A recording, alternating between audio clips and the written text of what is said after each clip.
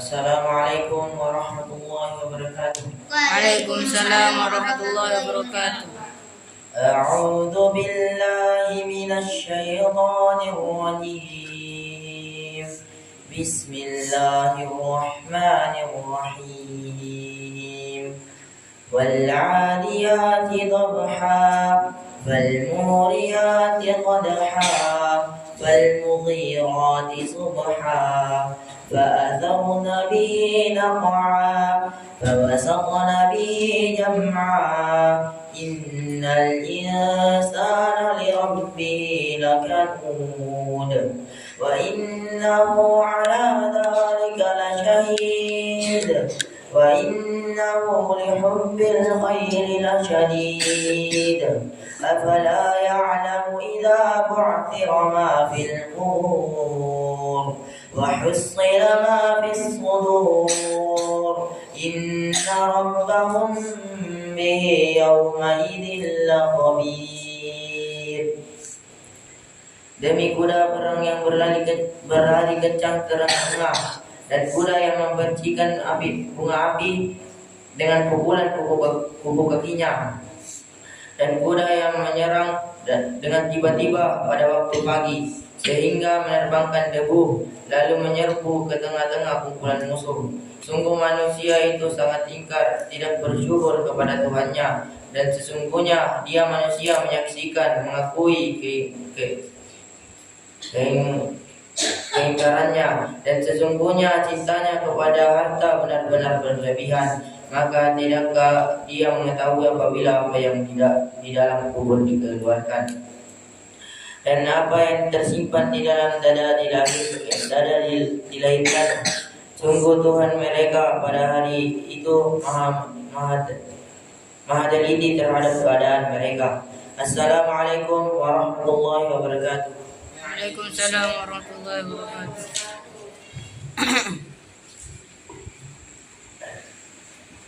Alhamdulillahi rabbil alamin wa bihi nasta'inu ala umuri dunya waddin. أشهد أن لا إله إلا الله وحده لا شريك له وأشهد أن محمدا عبده ورسوله لا نبي ولا رسول بعد أما بعد. الحمد لله أيها الإخوان والأخوات rahimani wa rahimakumullah. Telah dibacakan kepada kita salah satu surat di dalam Al-Quran, tepatnya pada juz yang ke-30, pada urutan ke-100 dari urutan mushaf yang kita baca, yang mana surat ini kita kenal namanya dengan surat Al-'Adiyah. Surat Al-'Adiyah. Kemudian surat ini terdiri dari 11 ayat dan termasuk surat Makkiyah. Termasuk surat Makkiyah. Walaupun para ulama mereka berselisih pendapat terkait apakah surat Al-'Adiyah ini termasuk surat Makkiyah atau Madaniyah. Akan tapi mayoritas para ulama mengatakan bahwasanya surat Al-'Adiyah adalah surat Makkiyah. Ya. Baik, kemudian penamaan surat. Surat ini dinamakan surat Al-'Adiyah, yang mana bermakna kuda yang berlari kencang. Ya, Al-'Adiyah itu kuda yang berlari kencang. Adapun nama lain dari surat ini tidak memiliki nama lain. Walaupun di sana para ulama menyebutkan di antara namanya yang lain adalah surat Wal-'Adiyati dhabha, diambil dari ayat pertamanya. Kemudian ya ikhwan dan akhwat sekalian rahmati Allah Subhanahu wa taala, sebab turunnya surat Al-'Adiyah, sebagaimana bahwasanya surat Al-'Adiyah itu turun ketika Nabi sallallahu alaihi wasallam bersabda, ketika Nabi sallallahu alaihi wasallam mengirimkan pasukan berkuda. Sebagaimana diriwayatkan dari Ibnu Abbas, yang diriwayatkan dari Bazzar, Ibnu Abi Hatim dan Hakim, bahwasanya Rasulullah SAW pernah mengirimkan pasukan berkuda dalam suatu perang. Kemudian selama 1 bulan itu tidak ada kabar. Selama 1 bulan tidak ada kabar. Maka setelah itu turunlah surat Al-Adiyat, menggambarkan atau menceritakan tentang bagaimana keadaan pasukan berkuda yang Nabi Shallallahu Alaihi Wasallam kirimkan. Kemudian, ayol ikhwan wal akhwat sekalian rahmati olehnya Allah Subhanahu wa taala. Allah Subhanahu wa taala berfirman di dalam surat Al-Adiyat dalam ayat yang pertama, A'udzu billahi minasyaitonir rajim. Bismillahirrahmanirrahim. Wal 'adiyati dhabha. Yang artinya demi kuda perang yang berlari kencang, yang terengah-engah. Ya. Yang mana ditafsirkan oleh Syekh Abdurrahman bin Nasir As-Sa'di dalam kitabnya Aqsamallahu ta'ala bil khairil jariyah fi sabilihi. Allah Subhanahu wa taala bersumpah dengan kuda yang melintasi jalannya. Hina yudhiru sautaha min sur'ati udwiha. Yang mana ketika Allah bersumpah dengan kuda yang melintasi jalannya, ketika menjadi jelas suaranya karena kecepatannya, ya, karena kecepatannya. Wa la yajuzu lil makhluqi an yuqsima illa billahi fa innal qasama bi ghairillahi syirkun. Kemudian beliau mengatakan, dan tidak boleh bagi makhluk itu bersumpah kecuali dengan Allah Subhanahu wa taala. Karena sesungguhnya sumpah kepada selain Allah adalah bagian dari kesyirikan. Sebagaimana yang pernah saya jelaskan di dalam tafsir surat Al-Asr di pertemuan sebelumnya, bahwasanya Allah itu berhak bersumpah atas nama makhluk. Di antaranya adalah wal 'adiyati dhabha, yaitu apa? Kuda perang yang berlari terengah-engah. Adapun makhluk tidak boleh demikian. Ini hanya hak Allah. Manusia itu diperbolehkan bersumpah hanya dengan nama Allah Subhanahu wa taala. Kemudian Allah Subhanahu wa taala melanjutkan fal muriyati qadha, yang artinya dan kuda yang memercikan bunga api dengan pukulan kuku kakinya. Ya, dengan pukulan kuku kakinya. Mengapa demikian? Dikatakan Syekh Abdurrahman bin Nasir As-Sa'di, fal muqidatu bi hawafiriha naran wa dzalika min syiddati 'udwiha. Dan kukunya memercikan api, dan demikian karena sangat cepatnya. Jadi saking cepatnya gerakan kaki kuda tersebut sampai memercikan api. Ya kan, kalau di zaman sekarang misalnya motor itu kalau saking cepatnya keluar apinya. Apalagi kalau sudah bergeser, ya kan? Bergeser misalnya pas ngerem, misalnya besi ketemu besi, langsung percikan api, ya, kayak ada api-api ya keluar, ya, akibat dari percikan tersebut. Nah, demikian. Jadi kalau di kuda itu kan ada besi-besinya, ya. Nah, karena kalau sampai terseret ke batu, kena batu, ya, atau mungkin kena kakinya yang lain, ya kan, sesama besi, memercikan api karena saking cepatnya gerakan kuda perang tersebut. Kemudian Allah Subhanahu wa taala melanjutkan fal-mughirati subha, dan kuda yang menyerang dengan tiba-tiba pada waktu pagi. Allah ceritakan, Allah kabarkan kepada Nabi sallallahu alaihi wasallam. Ya, maknanya fal-mughirati 'ala al-a'da'i 'inda subhi. Yang mana kuda menyerang musuh-musuh Allah Subhanahu wa taala saat di waktu pagi. Allah kabarkan kepada Nabi Muhammad sallallahu alaihi wasallam. Kemudian Allah lanjutkan fa'atharna bihi naq'a, sehingga diakibatkan daripada penyerbuan tersebut karena kuda yang saking banyaknya menerbangkan debu-debu, pasir naik, debu naik. Ya. Maknanya apa?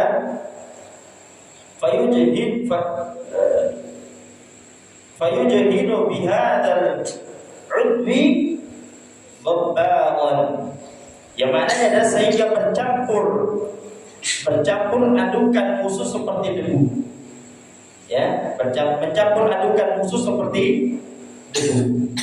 Iya, penyerangan, ya kan? Sana kemari, ya kan, ternaik pasir segala macam, luar biasa. Allah ceritakan kepada Nabi Muhammad SAW bagaimana kejadian yang terjadi pada pasukan berkuda yang Nabi SAW kirim.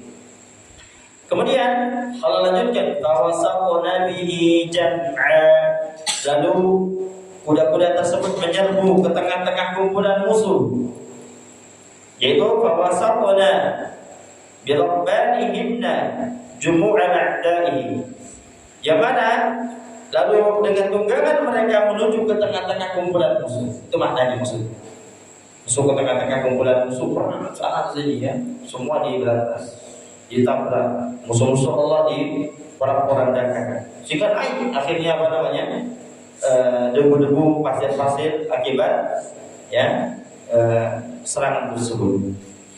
Kemudian Allah lanjutkan, ini syahidnya, innal insana li rabbihi lakanud, sungguhnya manusia itu sangat ingkar, tidak bersyukur kepada Tuhannya. Sungguhnya manusia itu sangat ingkar, tidak bersyukur kepada Tuhan.